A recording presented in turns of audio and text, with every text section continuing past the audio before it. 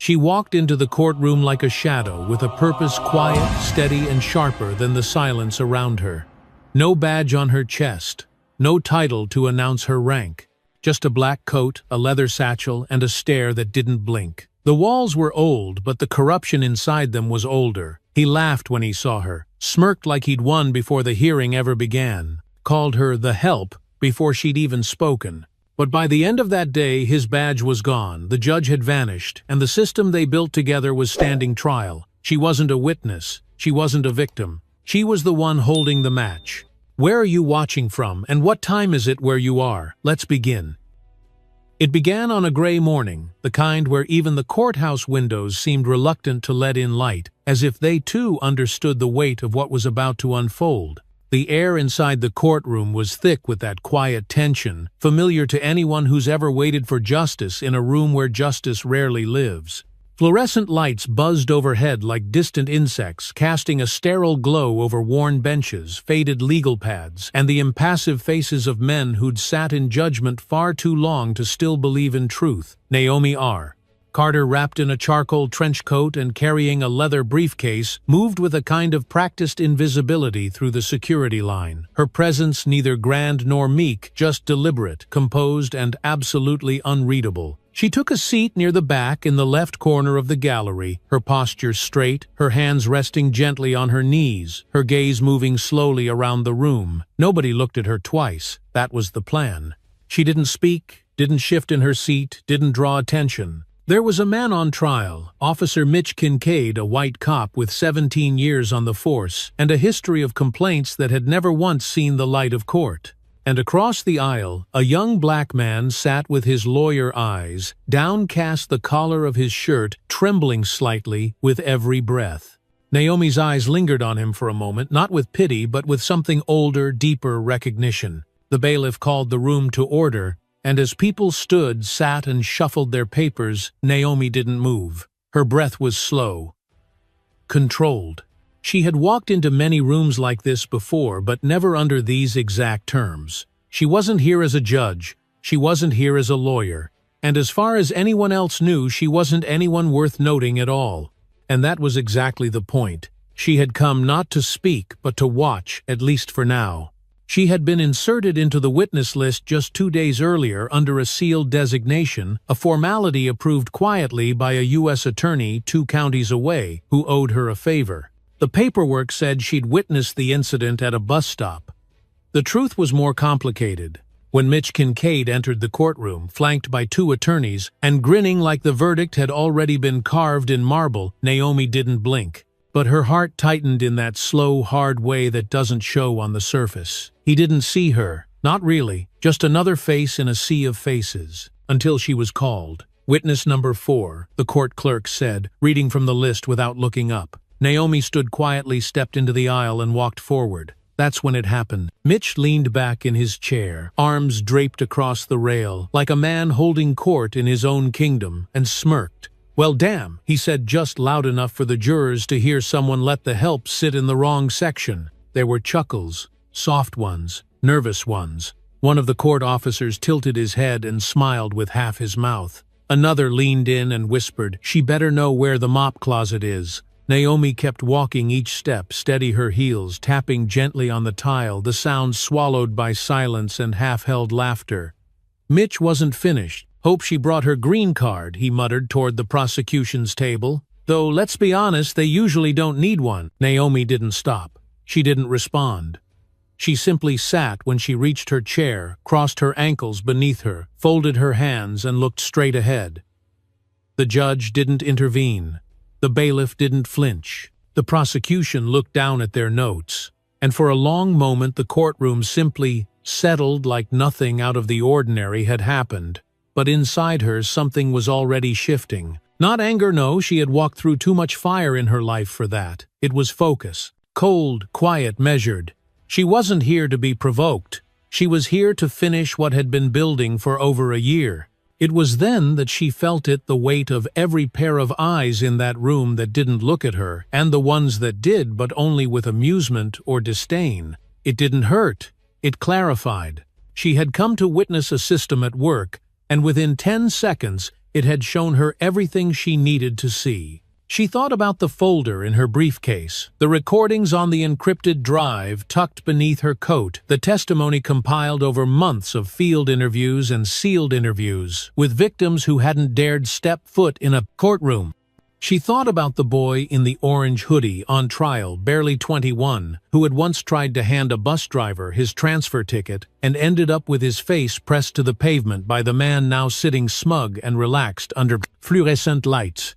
The truth wasn't just coming, it was already here, and they had no idea. A whisper from the bench broke through her thoughts. "Ma'am," the clerk said again, "please state your name for the record." Naomi slowly turned her head toward the judge, her voice low and even. "Naomi Carter," she said, not yet giving them the rest. The judge nodded without recognition, scribbled something into his notes, and gestured to proceed. She let her eyes travel once more around the courtroom, not with challenge, not with pride, but with awareness. The kind of awareness you only earn after decades of being told to wait your turn. She had waited long enough. And in that silence, in that chair beneath the sterile lights and the echoing cough of a janitor in the hall, Naomi knew she wasn't here to be seen. She was here to remind them what they refused to look at.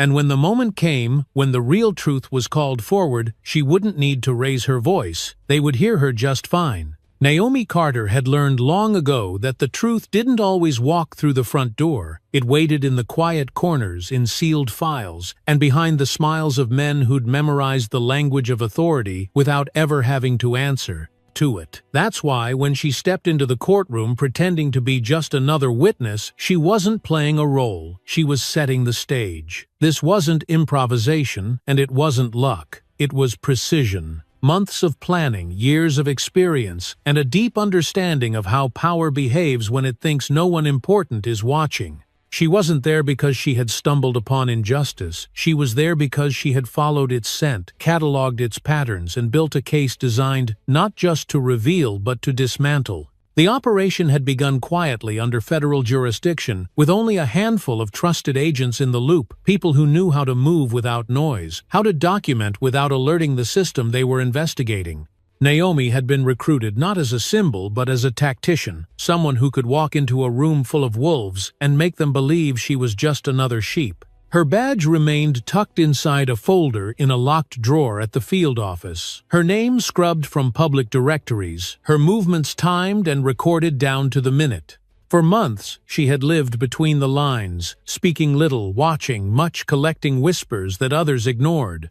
There were nights she came home and sat in the silence of her small apartment, the only sound, the slow tick of a clock above the window, her eyes fixed on a legal pad covered in initials and arrows and timelines. She didn't keep photos on her walls or personal items in her bag. Everything she needed was in her head. Sometimes late at night, she'd ask herself why she'd said yes to this job. Why, after everything, after retirement, after losing family to this same system, she had agreed to step back into the fire. The answer always came in the form of a face. Not one she could name, but many she could never forget.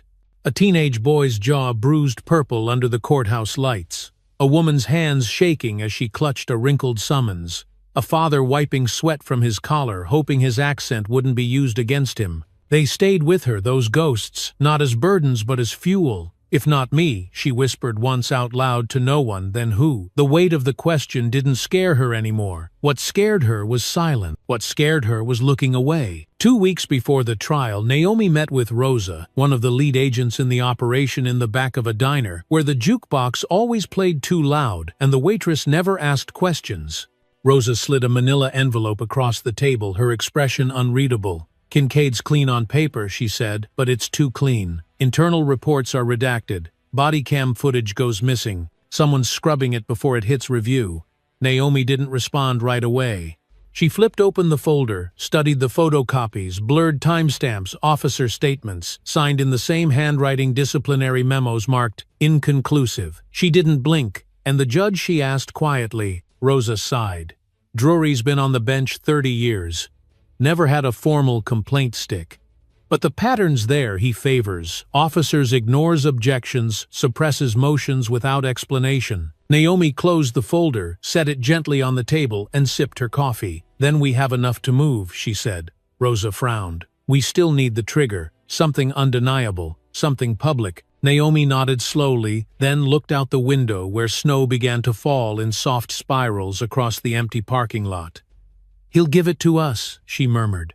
"They always do when they think you have no power." And that's how it began. Not with a fight, not with a protest, but with a woman walking into a courtroom knowing exactly what was about to happen and daring to let it unfold. She didn't need to provoke Mitch Kincaid. She knew the moment he saw her, black, older, quiet, he'd react the way men like him always do. With arrogance, with mockery, with the assumption that she was beneath him.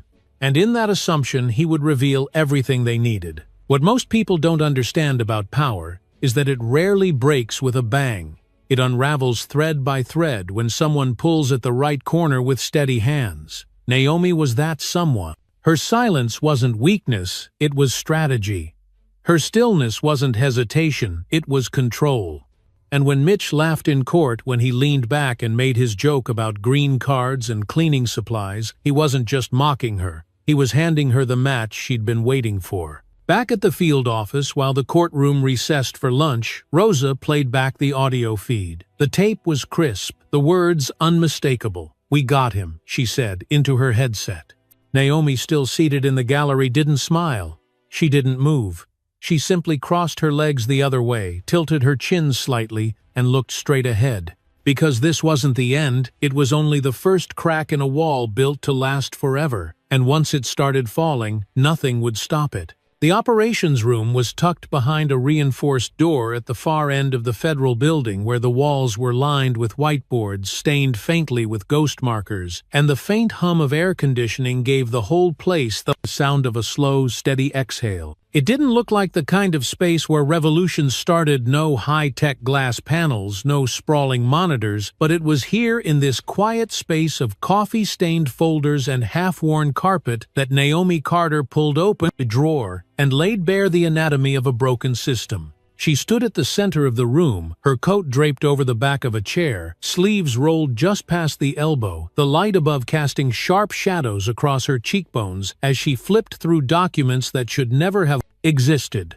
Pinned to the board behind her was a timeline marked with colored string and push pins, red for witness statements, blue for evidence logs, yellow for internal memos. But the lines didn't just track dates, they told a story one thread at a time. "He doesn't just disappear cases," Rosa said, standing by the printout wall with a marker in her hand. "He reassigns them, slips them out of rotation, claims conflicts, closes them without final review." Naomi didn't look up. She was staring at a digital still pulled from a corrupted body cam file, grainy but clear enough to show Kincaid's hand gripping a young man's throat, his face half shadowed by the cruiser light. And every time Naomi replied, her voice even but taut, "It gets filed as minimal force. No inquiry, no follow-up, just 3 boxes ticked and a supervisor's signature." In the center of the table sat a stack of personnel files thicker than they should have been, dog-eared and smudged, filled with reports that had been sealed under administrative confidentiality. Naomi reached for one marked Cased 7483K, flipped it open and scanned the page. "Same precinct, same officer, same kind of victim," she murmured. But every single time a different excuse. Missing footage, unavailable witnesses, judges citing procedural errors. She paused, then looked up. "And Drury's name is on nearly all of them." Rosa nodded and pulled up a chart on her tablet, sliding it across the table. "We cross-referenced courtroom schedules," she explained. "Drury oversaw 34 cases involving Kincaid in the past 5 years. 26 ended in dismissals. 8 resulted in charges being dropped by the prosecution. 0 convictions."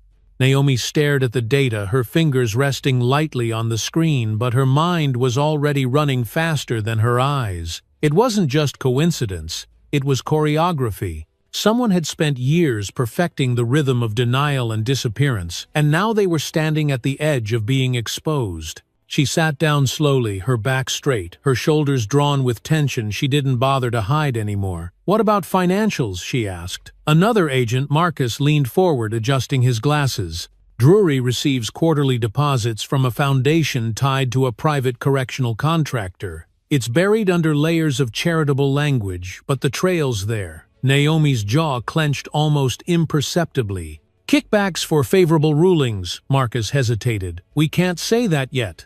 But the money lines up with the dates of 2 major dismissals. Naomi didn't respond right away. She stared at the wall, eyes locked on the face of a boy who'd been beaten near a bus stop, the case number scrawled beneath the photo like an afterthought. That boy's name was Terrence Riley. He had no prior record, no weapons, no resistance noted in the officer's report. Just acting erratic, the kind of phrase they use when they can't prove anything but want fear to do the rest. Naomi remembered the footage, even in its partial form, the way Terrence's knees gave out the way, his hands stayed open even as the baton came down. He'd survived barely and moved out of state before the trial was scheduled. His mother had called Naomi 6 weeks ago, unsure of who to trust, unsure if speaking again would mean more surveillance, more questions, more risk. She said she still keeps his clothes folded in a box, Naomi had told Rosa afterward, because she couldn't wash the blood out of the cuffs.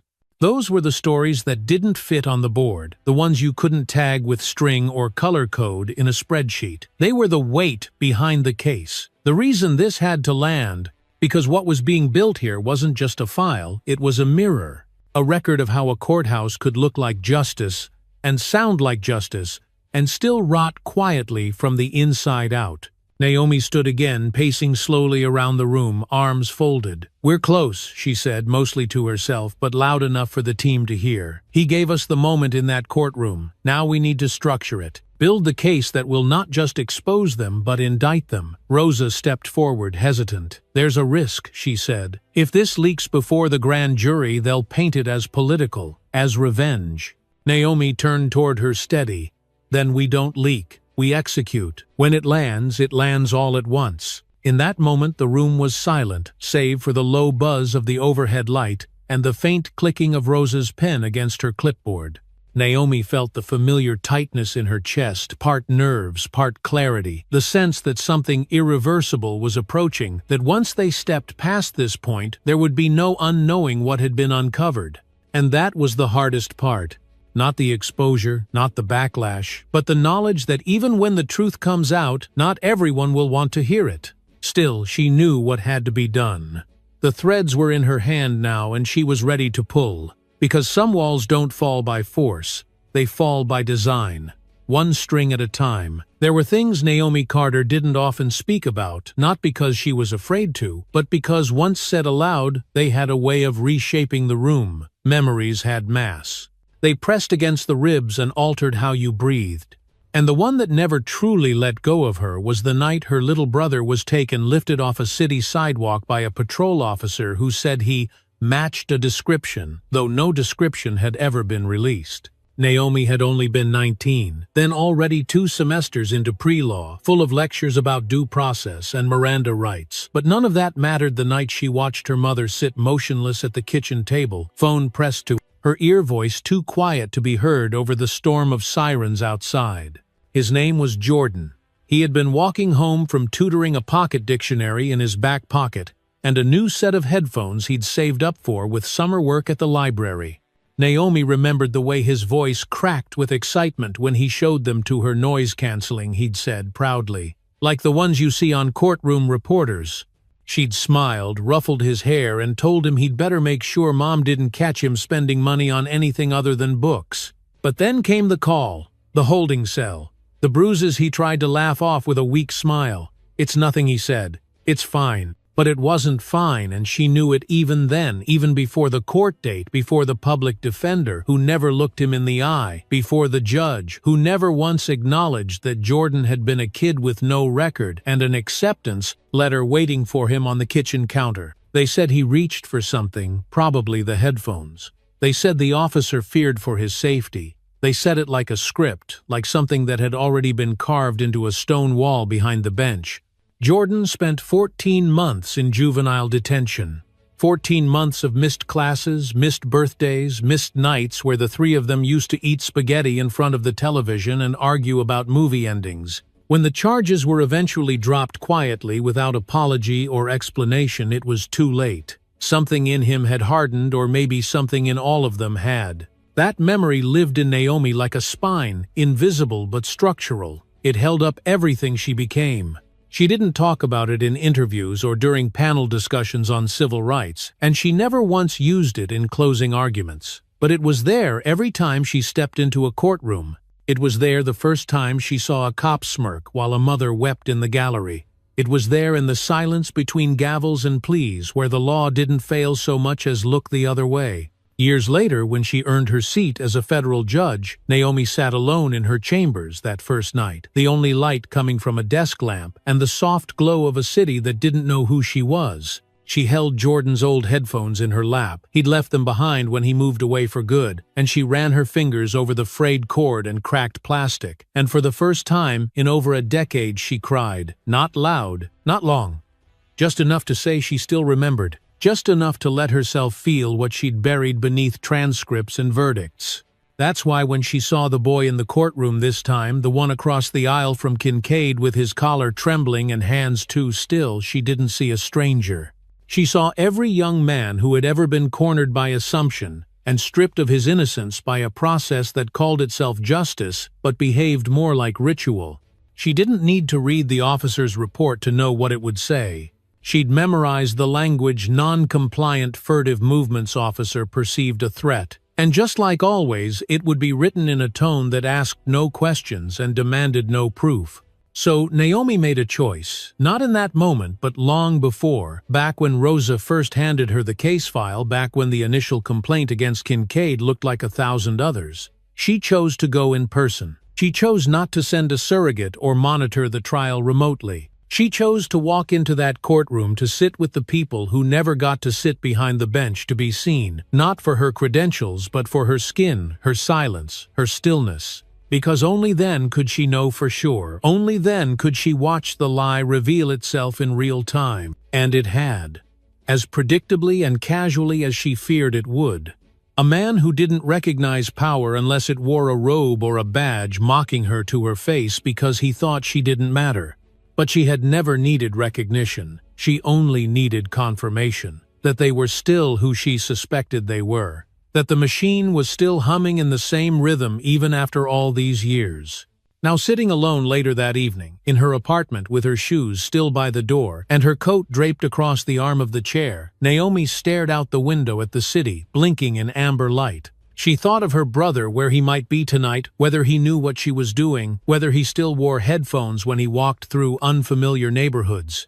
She reached for the folder on her kitchen table, flipped it open, and looked at the face of the boy in court one more time. "I'm not here to save anyone," she whispered more to herself than to the room. "I'm here to make sure they never forget what we remember." And with that, she closed the file, stood and walked toward her bedroom where the casework would wait for her tomorrow. But tonight she allowed herself the silence not as retreat but as preparation. Because the story was no longer just Jordan's, it was everyone's. And this time, it wasn't going to disappear. That morning the courthouse felt different, not louder or more crowded, but charged like the quiet before a storm that knows exactly when and where to break. Naomi felt it the moment she stepped inside her boots, clicking softly against the marble floor as she passed the metal detectors. Her breath measured her eyes, scanning each hallway as if each corner might suddenly shift. The fluorescent lights buzzed overhead in their usual monotone, but today even that sound seemed sharper, thinner, like it was straining to keep up with what was coming. Outside the courtroom doors, a few reporters whispered while adjusting their cameras, pretending not to notice her, though one of them followed her movements with barely concealed curiosity. Inside the courtroom was already half full, spectators murmuring softly, legal teams flipping through papers, and officers seated with folded arms, their postures relaxed, in a way that only happens when people are too sure they're untouchable. Naomi walked past them quietly, not because she needed to avoid attention, but because she wanted to feel the room shift the moment they realized who she really was. But for now, they still didn't know.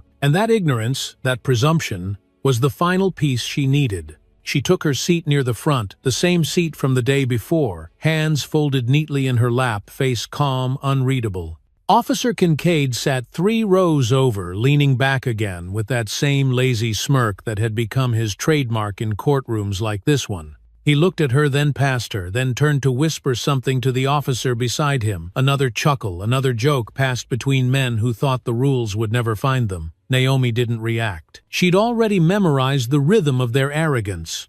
What mattered now wasn't what they said, it was what she would say next. The judge entered Drury, still polished in his black robes, still uninterested in eye contact with anyone not wearing a badge or a tie. He called the court to order with the practiced authority of someone who had done it 10,000 times and stopped meaning it by the third.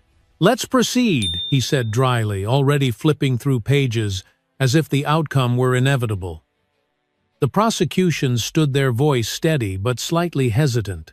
"Your Honor, before we begin with closing arguments, the witness has requested to submit new evidence relevant to these proceedings." There was a pause. Drury looked up annoyed more than curious. New evidence. At this stage, his tone wasn't surprised. It was bothered, inconvenienced, as though he were being asked to extend a meal he'd already decided he was done with. "Yes, Your Honor," the prosecutor continued. "It includes documentation, audio files, and internal communications related not only to the incident in question, but to patterns of conduct that directly impact the credibility of this court." Drury sighed, rubbed his forehead, then motioned lazily. "Proceed. Make it quick." Naomi reached down into the black leather satchel at her feet and withdrew 2 items, a thick white envelope and a flash drive, both labeled, both pristine. She handed them to the bailiff, who glanced at her briefly before delivering them to the clerk. The flash drive was inserted into the court's display system, and for a moment the lights dimmed slightly as the projector screen lit up with a cold blue glow. What followed wasn't an outburst. It wasn't dramatic. It was quiet. It was clear. It was Officer Mitch Kincaid's voice echoing over the courtroom speakers with a clarity that made the room freeze. "They always end up here," his voice said. "Doesn't matter if it's a traffic stop or a court date, it's either drugs or drama." A chuckle followed. Another officer responded with a slur. Then came more snippets of locker room talk turned criminal confession. "You want a complaint," buried Kincaid's voice again. "Send it Drury's way. He'll sink it so deep even God won't find it." The courtroom was silent. The jurors stared ahead, jaws, tight eyes suddenly unblinking. Judge Drury's hand stiffened on the arm of his chair. For the first time he looked unsure. The prosecutor cleared their throat. "There's more, Your Honor," they said. "But I believe the court should hear directly from the witness." Drury didn't respond, just nodded slowly like the movement cost him more than he expected. Naomi walked to the stand, her footsteps steady, her expression still unreadable. When she sat, she looked directly at the jury, not with challenge, but with purpose. "My name is Naomi Carter," she said, "and I have not come here as a witness. I have come as the lead federal investigator assigned to a classified operation investigating systemic misconduct within this courthouse." Gasps didn't erupt, they rippled. You could feel the air change, as if every breath in the room had thickened at once. "For the past 10 months, she continued, I have been documenting evidence of coordinated suppression, judicial collusion, and the repeated mishandling of cases involving Officer Mitch Kincaid, presided over by Judge Alan Drury. Drury shifted in his chair, his mouth opening slightly, but no words came. Naomi didn't stop.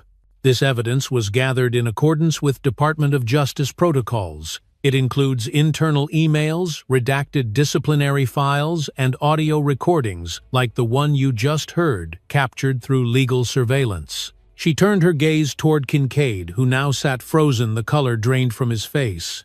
"Officer Kincaid is not simply on trial for one incident," she said. "He represents a pattern of targeting, silencing, and erasure that has cost lives, ruined families, and undermined the very idea of equal protection under law." Someone in the gallery let out a quiet breath like they'd been holding it for far too long. Naomi's voice didn't rise. It didn't need to. "This is not about vengeance," she said softly. "This is about truth.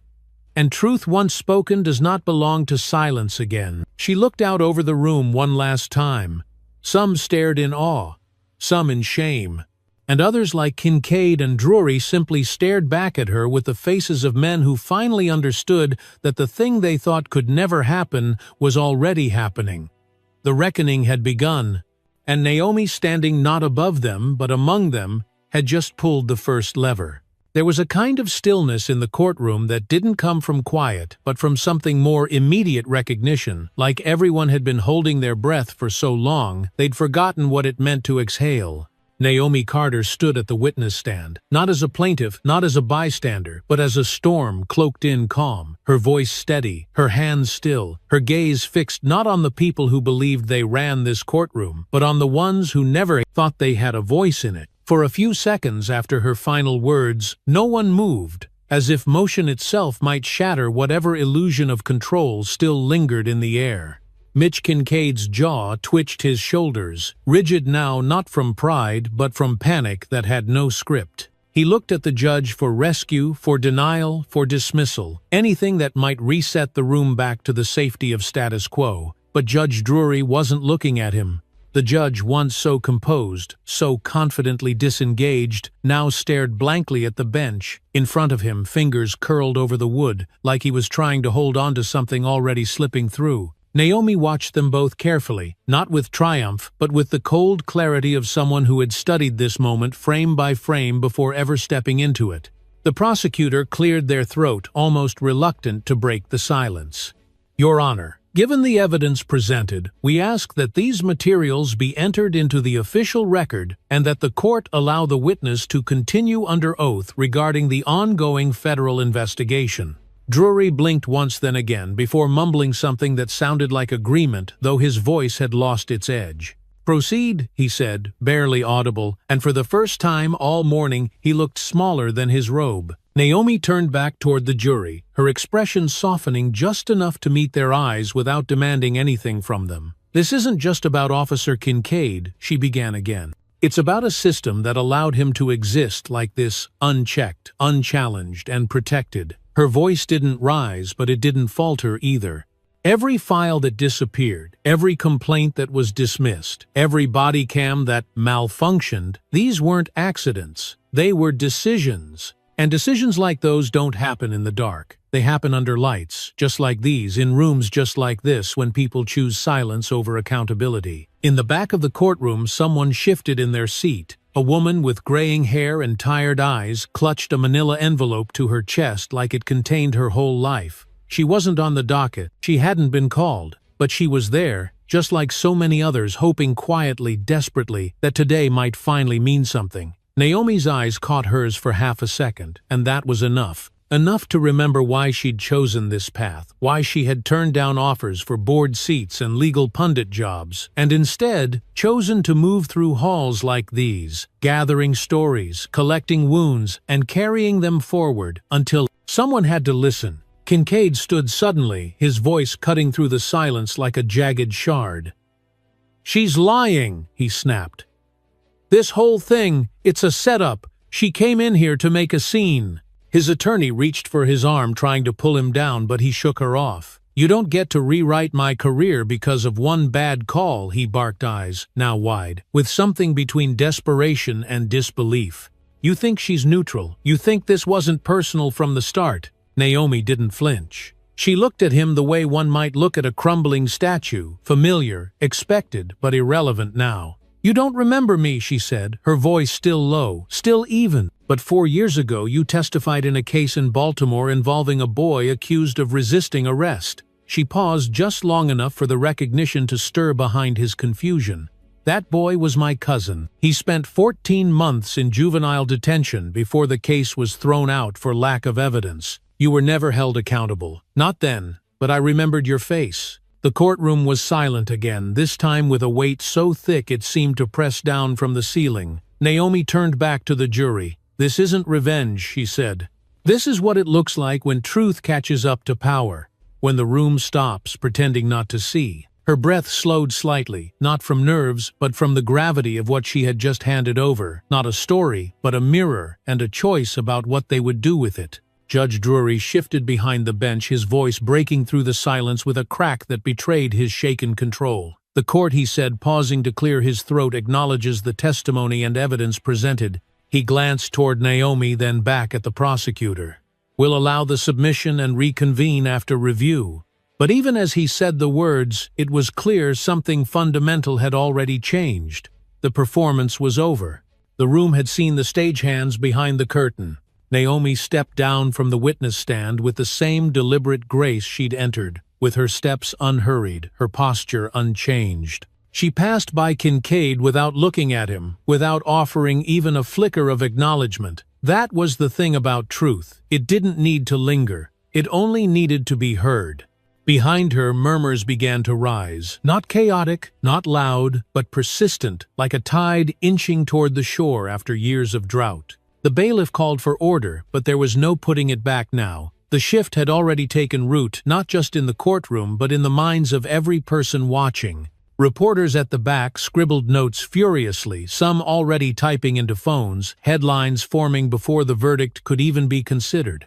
The woman with the envelope sat back in her seat, a single tear slipping down her cheek, not from sadness but from something deeper, something like relief, something like being believed. And as Naomi exited the room, she felt it not victory, not satisfaction, but confirmation. The thing she had carried in silence for so long was no longer hers alone. It now belonged to the record, to the moment, to the people who could no longer pretend not to know. Outside, the wind stirred the leaves against the courthouse steps, and Naomi paused for just a second, eyes closed, head tilted to the sky. She had more work to do. Much more. But today she had spoken. And for the first time in a long time, the system had listened. The day after Naomi's testimony, the courthouse didn't return to normal, not in feeling, not in tone, not even in routine. There was a subtle shift in the air, like a room that had been closed too long and finally opened, letting in something unfamiliar but necessary. People walked slower through the hallways, speaking more quietly, watching each other with a new kind of awareness.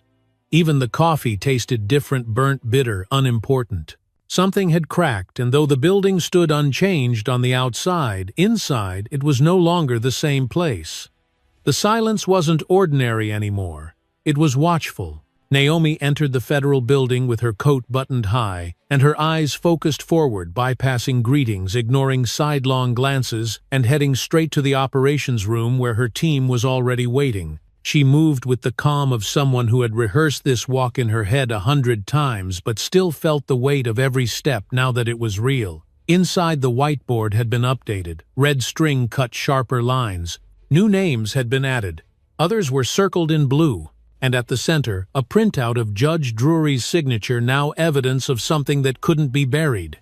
Rosa stood near the board, holding a summary sheet in one hand and a highlighter in the other. Her posture was tense, her jaw tight. "Drury's gone quiet," she said without turning. "No motions, no statements. He's missed 2 internal memos and canceled 3 meetings." Naomi slipped off her gloves and set them on the table beside the file she'd carried home the night before. "He's calculating," she replied softly. "When power is cornered, it doesn't always run, it folds, then tries to re-emerge somewhere safer." Another agent, Marcus, stepped in from the side room with a folder of financial reports. "We're tracing shell contributions to a private law foundation connected to Drury's clerk. It's small, but the amounts match payouts from a precinct misconduct settlement last spring." Naomi took the file, her fingers brushing the paper lightly as she scanned the print. "That's not an accident," she murmured. "That's a pattern." She set the file down, leaned forward slightly, and asked, "What about Kincaid?" Rosa exhaled. "He's rattled. He showed up at the precinct this morning but didn't go inside. Just sat in his car, smoked, and drove off. He knows it's over, but he doesn't know how deep it goes yet." Naomi nodded, not in satisfaction, but in confirmation. "He will," she said. "He'll see it one layer at a time, just like we built it." For a moment the room was quiet, save for the low hum of the overhead lights and the soft shuffle of papers being moved. Naomi walked to the far window, looking out over the city, a pale wash of concrete, scattered trees, and low winter sunlight struggling to break through the clouds. Her reflection in the glass was faint, but there, and in it she saw not the woman who once fought to be heard in rooms like these, but the woman now deciding what came next. It didn't feel like power. It felt like responsibility, and that was heavier. Rosa crossed the room, her voice lower now. "What about the judge?" Naomi didn't turn. "We give him time," she said. "Let him wonder what we have. Let him make the next mistake." Then she turned back, her voice sharper. "But keep eyes on his clerk. If Drury doesn't try to hide it, someone will. That afternoon, as the courthouse recessed early to process the formal motions submitted after Naomi's testimony, Kincaid found himself alone in the break room. The laughter from his colleagues was gone. The knowing nods had faded. The silence now wasn't camaraderie, it was distance. He sipped lukewarm coffee from a styrofoam cup, staring at a bulletin board covered in community outreach posters and Officer of the Month photos. And for the first time in a long time, he looked like someone who didn't know what to do next. In the surveillance room, 3 floors above, Naomi watched the feed through a secure monitor. Her eyes didn't narrow in anger, nor did they soften in pity. They just observed patiently as a man built on impunity began to feel its absence. She leaned closer and asked Marcus, who was logging timestamps beside her. "How long until he talks?" Marcus shrugged. "Could be hours, could be days. Depends on how much he thinks he still has left to lose." Naomi didn't respond. She just nodded once and made a small mark in her notebook. The collapse had started, and now all they had to do was keep the structure from hiding its own rubble. Later that night, Naomi sat alone at her dining table, the room dim, except for a single lamp glowing above her notes. The city outside was quiet, a few car horns, a distant siren, the low hum of a neighborhood slowly settling into sleep. She sipped tea that had long gone cold, and flipped slowly through a printout of sealed affidavits. Faces, she remembered names. She hadn't yet said aloud stories that would soon leave the silence behind. Her pen paused over one page. A girl, 17, stopped while walking home from work. The same words appeared again, non-compliant, erratic, subdued with minimal force. Naomi set the paper down and leaned back in her chair, her hand resting on the edge of the table like she was holding on to something she couldn't let drop. This wasn't about just one case, one cop, one courtroom. It was a ledger of neglect built over decades, and now it was finally being read aloud. But reading it was only the beginning. Holding them accountable was another storm entirely. As the clock ticked toward midnight, her phone buzzed with a message from Rosa New Movement on Drury's accounts. "We'll brief in the morning." Naomi didn't reply.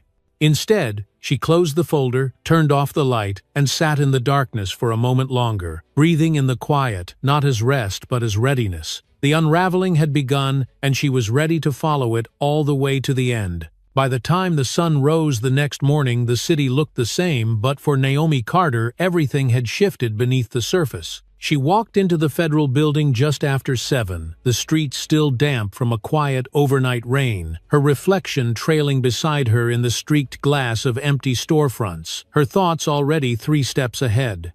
The air inside the operations room was cooler than usual, and the lights hadn't all been turned on yet, giving the space a muted tone that reminded her of old photographs, faded but still sharp where it counted. Rosa stood by the printer, arms folded, watching the machine hum slowly through the latest batch of subpoenaed documents. "We found something," she said without looking up.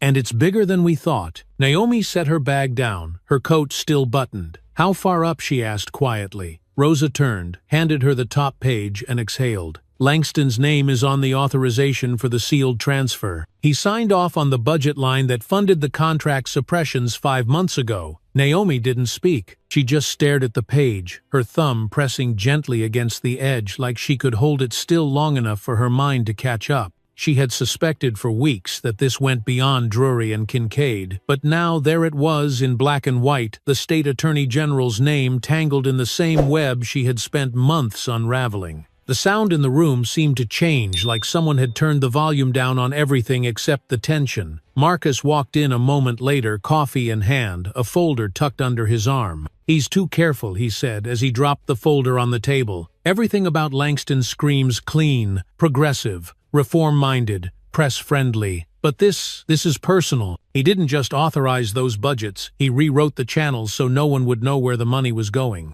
Naomi opened the folder and flipped through it slowly. Campaign finance reports, emails, unsigned internal memos, all of them lining up just enough to paint the edge of a picture she hadn't wanted to believe was real. She took a deep breath, the kind that comes more from the ribs than the lungs, and sat down. Her fingers tapped once on the table before she said, "We're not dealing with a single courthouse anymore. We're dealing with a machine." one that wears a clean suit and talks about reform in the daylight while protecting its foundations in the dark. Rosa leaned forward. If we go after him, it's not just local, it becomes national. Every ally he has, every office he's connected to, it all goes under the spotlight. Naomi nodded slowly. That's exactly where it needs to be.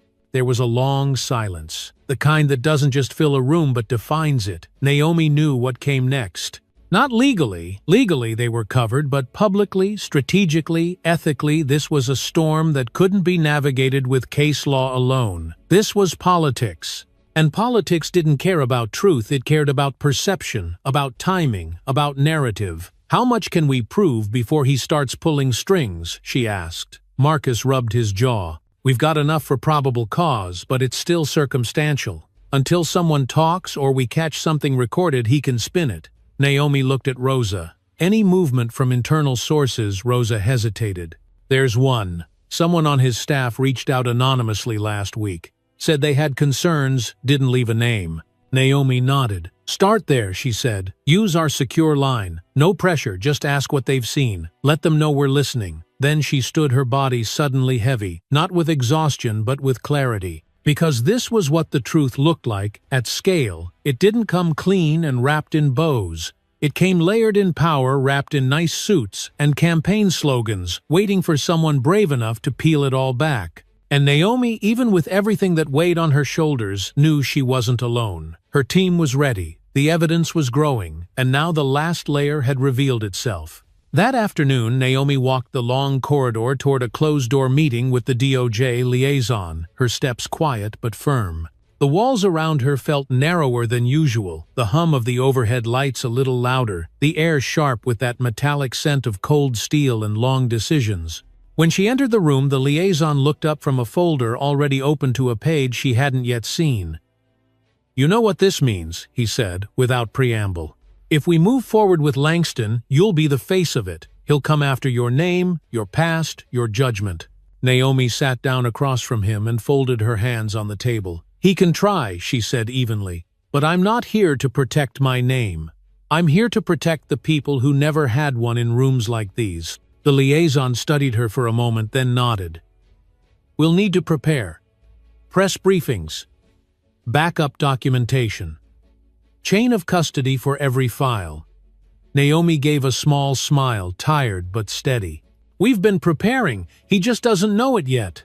When she left the building later that night, the streets were quieter than usual, the wind moving through the branches with a rustle that sounded like paper being turned. She walked without speaking, without music, without distraction, just her footsteps on the pavement and the echo of a truth that now had a name, a file, and a direction. She had crossed the line, not into danger, she'd been in danger before, but into the place where silence ends and consequence begins. And she wasn't afraid of it.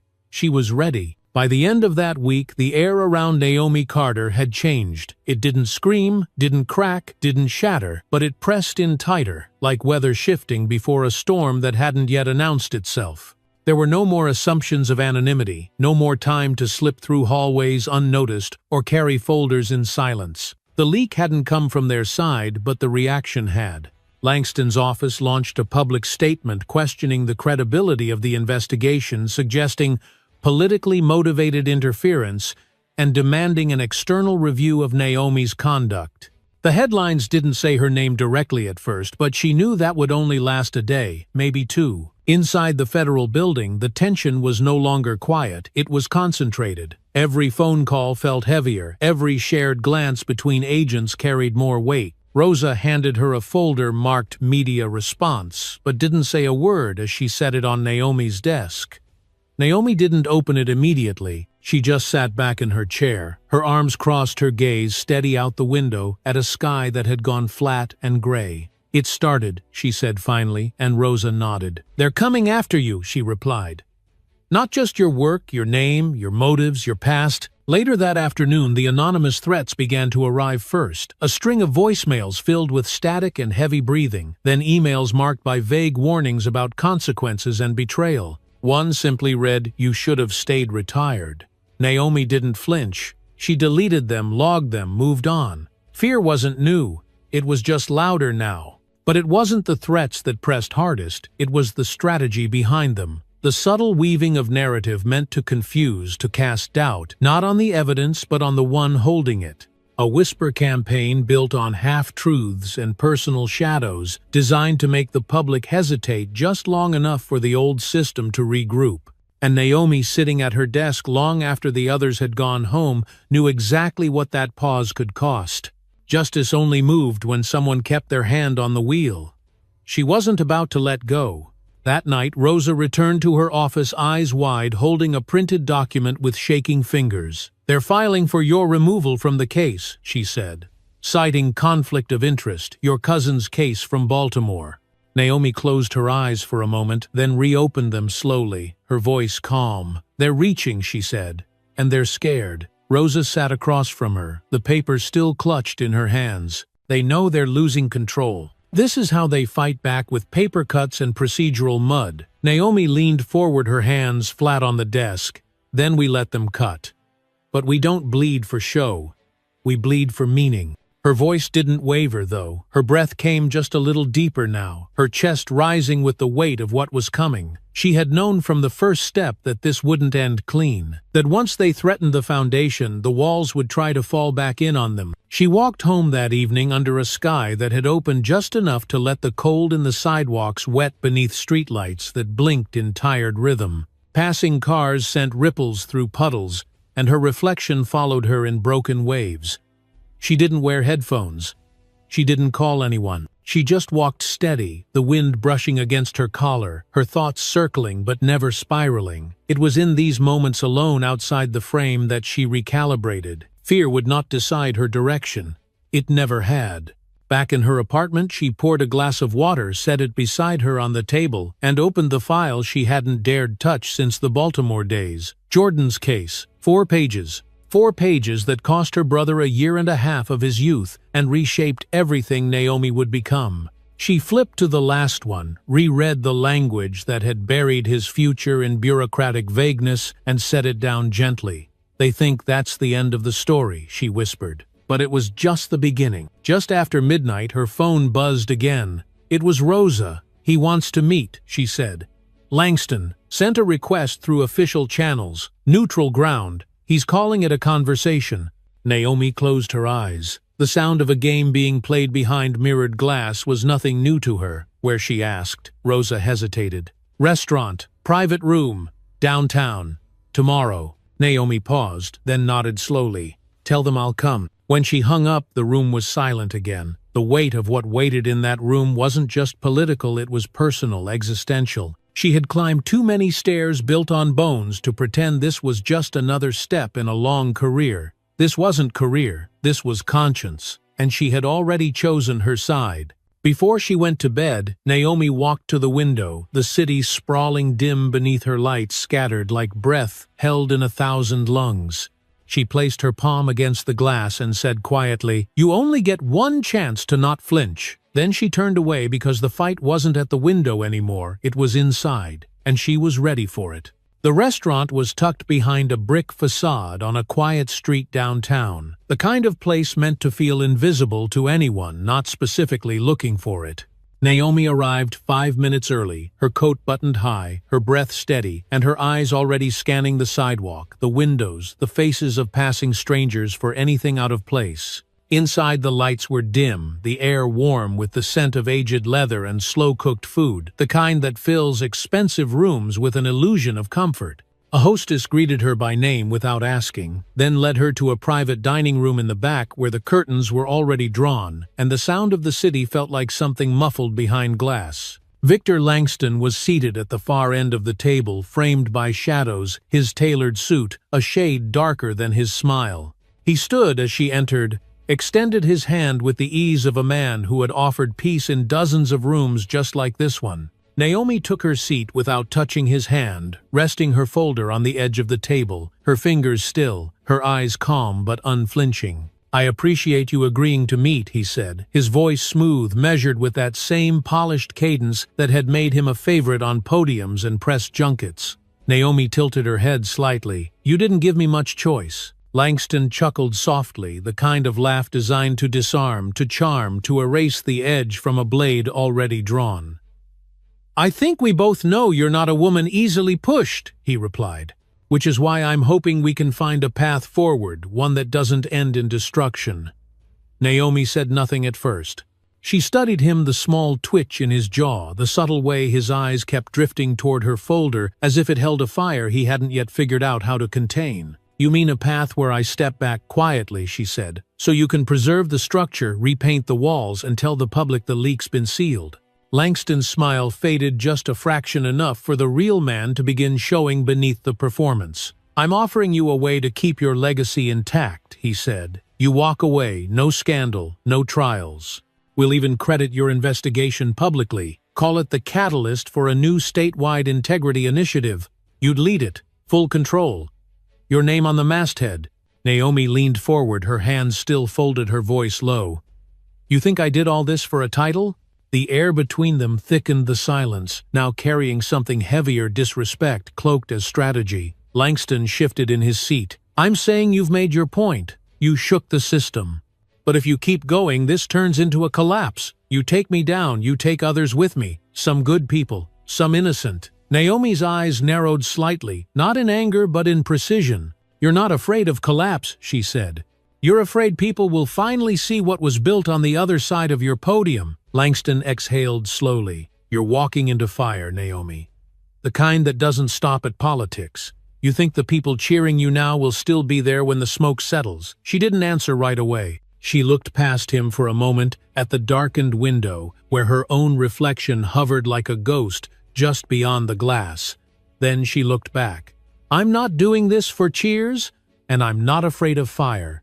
I've lived in it too long to believe the burn is worse than the silence." The conversation shifted then, not in volume, but in gravity. Langston leaned back in his chair, the weight of the offer no longer sitting between them but dissolving in the air, irrelevant now. "You're making a mistake," he said finally. "You could have had everything."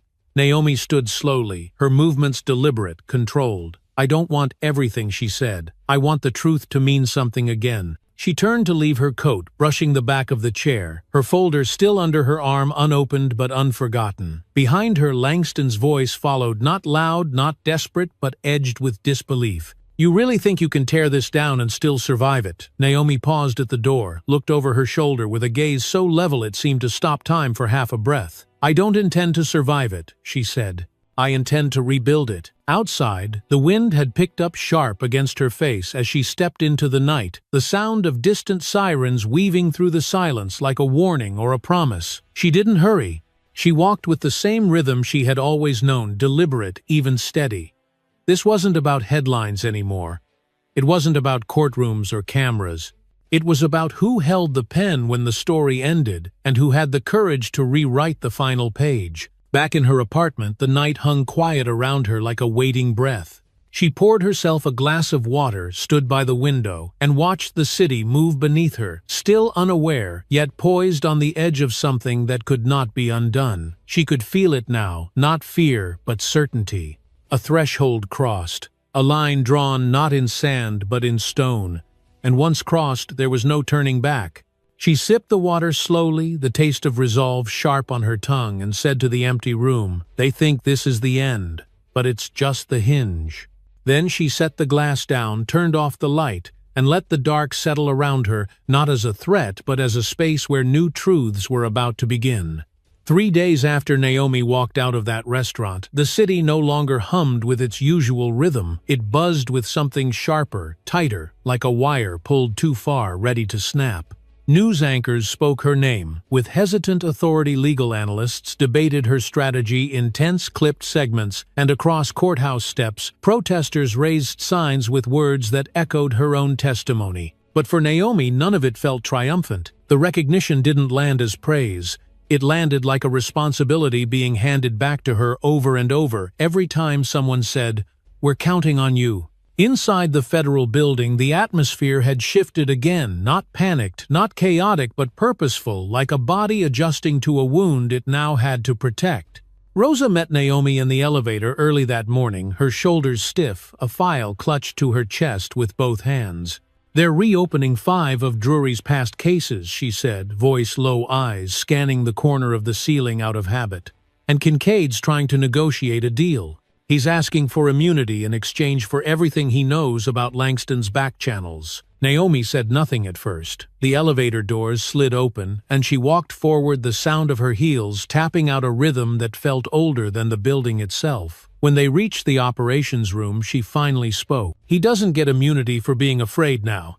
He gets a chance to tell the truth for once, and that's it." Rosa nodded, a trace of relief in her eyes, like she needed to hear Naomi say it out loud to believe they weren't bending. "We've come too far," Naomi added, her voice calm but final. "This isn't about survival. It's about resolution."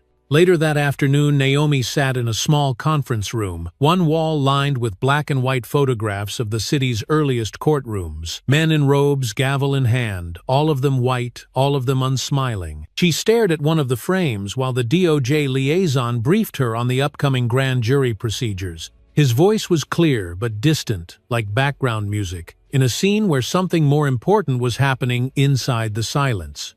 "Once you testify," he said, "you lose the shield we've given you. You'll be public exposed, every word will be scrutinized." Naomi nodded once slowly. "Let them scrutinize," she replied. "I didn't come here to whisper." That evening, the streets outside her apartment pulsed with tension, not violent, not angry, but alert, as if the city itself was waiting for something to be set in motion. Naomi stood by the window, her reflection faint against the darkness, her phone in her hand, unread messages lining the screen. Some were threats veiled and clumsy. Others were offers, book deals, interviews, appearances. She ignored them all. She hadn't come this far to become a headline. She came to become the end of one. She thought about her cousin Jordan, about his eyes, the day he was released, how they didn't light up like they used to, how something behind them stayed dim even years later. She thought about how he never asked her to do any of this, how he stayed quiet, moved on, learned to live around the crack that had been carved into his life. And she thought about how justice, even when delivered, could never quite fill that space. It could only keep it from spreading further. The next morning, Naomi arrived early at the federal courthouse, the sun still low, the light gold and quiet across the marble steps. Inside, security moved faster, now everyone alert, everyone aware of who she was. She walked through without looking back, without flinching at the extra guards or the whisper of her name that followed her down the corridor. When she entered the grand jury room, it was cool, and still the kind of stillness that demanded truth and left no room for performance. The prosecutors looked up as she entered, one of them rising to hand her a folder. "Do you wish to submit your documents first?" he asked. Naomi glanced at the folder, then shook her head. "No," she said gently. "Let me speak first." She sat down, adjusted her jacket, and looked at the 12 jurors in front of her, each of them waiting, each of them holding space for what she was about to give. She didn't read from notes. She didn't rehearse her lines. She spoke the way people do when something has lived inside them too long and finally finds the shape it's been waiting for. She spoke about silence, about the spaces between laws where injustice learns to live, about the choices that weren't accidents, the cover-ups that weren't coincidences, the weight of stories never believed. She told them about Kincaid, about Drury, about Langston. But more than that, she told them about what it meant to live in a system that only heard you when you screamed, and what it cost to stay quiet just to survive. When she finished, the room didn't applaud. No one stood. There was only stillness, the kind that says something sacred has just been witnessed. The lead prosecutor closed the file, nodded once, and said, "We'll contact you with the panel's decision." Naomi nodded, stood, and walked out without another word. Outside, the light had shifted. The wind had picked up, and for the first time in weeks, she allowed herself to feel tired. But it wasn't defeat. It was the weight of having finally said everything she'd come to say, and knowing the echo would outlive her voice. Weeks passed not like a storm crashing through, but like a slow tide rising, changing the shape of everything before anyone realized how far it had come.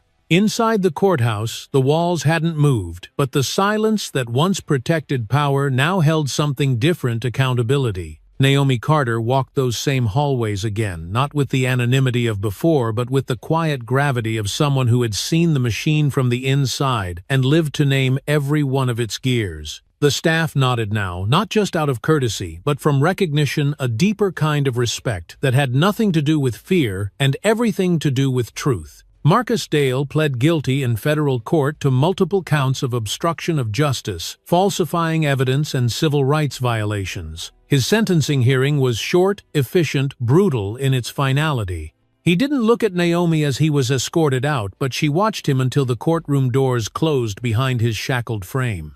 Drury, facing professional disgrace, accepted permanent disbarment in exchange for his full cooperation with the Department of Justice Review Board. Every ruling he'd authored in the last decade was flagged for audit. His name was removed from plaques, his portrait taken down, and when he left the city, it was quiet, unsentimental, like a man exiting a building he no longer had the keys to. Langston held on longer, but not by much. The audio recording sealed his fate more effectively than any formal charge. His resignation arrived on a Friday afternoon, tucked behind a carefully worded press release. By Monday, federal charges followed. Naomi didn't attend the press conference. She didn't watch the cameras or take interviews.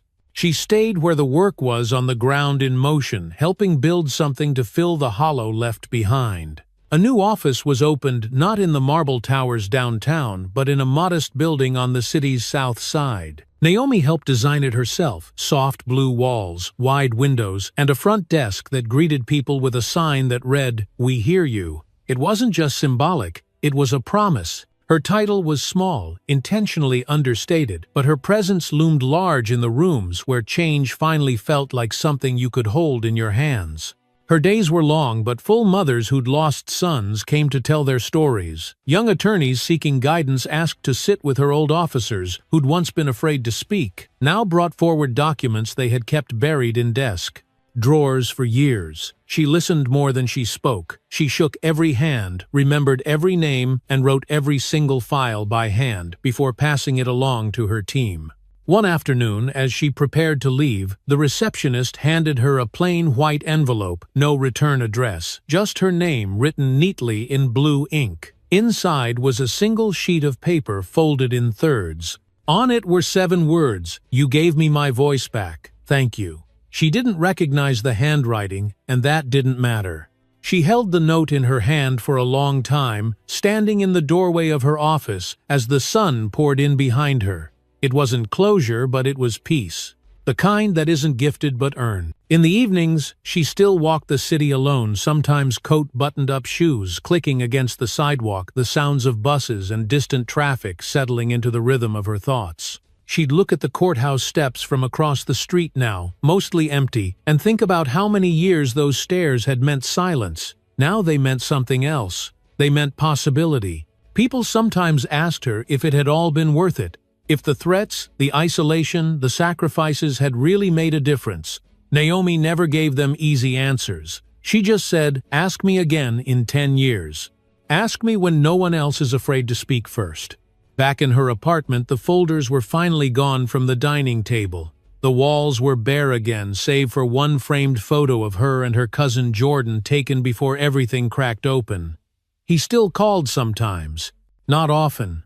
But when he did, his voice sounded steadier than before, like he no longer carried the weight of being unseen. The story wasn't over, but it had turned. The arc had bent slowly, forcefully, permanently. Naomi didn't think of herself as a hero. She didn't need to. What she needed was exactly what had been built, a place where truth didn't have to shout to be heard, where silence no longer protected the wrong people, and where justice wasn't a performance but a process. And if you stood beside her now, if you listened carefully to the way she speaks, the way she walks, the way she holds the world in her hands with both steadiness and fire, you'd understand something that can't be written into law. When people can stop being afraid of men like Marcus, like Drury, like Langston, that's when the real change begins. And that's what Naomi Carter had given them. Not revenge, not spectacle, but permission to speak, to rise, to remember. And in doing so, she didn't just change the system, she rewrote where it begins. What Naomi Carter's story reminds us is that justice doesn't begin in courtrooms, it begins in the quiet decisions we make when no one's watching.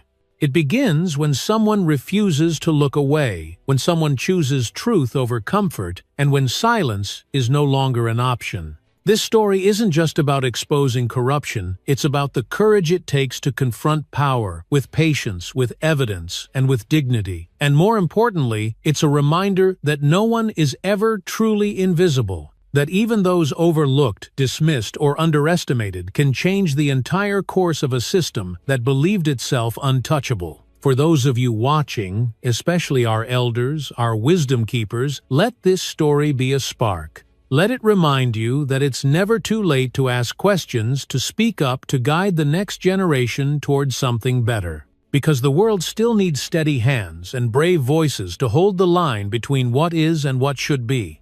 If this story moved you, if it reminded you of something you've seen or someone you've known, please like this video. Share it with others who believe in truth and justice and the quiet strength of ordinary people doing extraordinary things. And if you haven't yet, subscribe to our channel. We're here to tell the stories that matter, stories that echo, stories that last. Let's keep the conversation going, because sometimes the most powerful thing we can do is listen and then speak.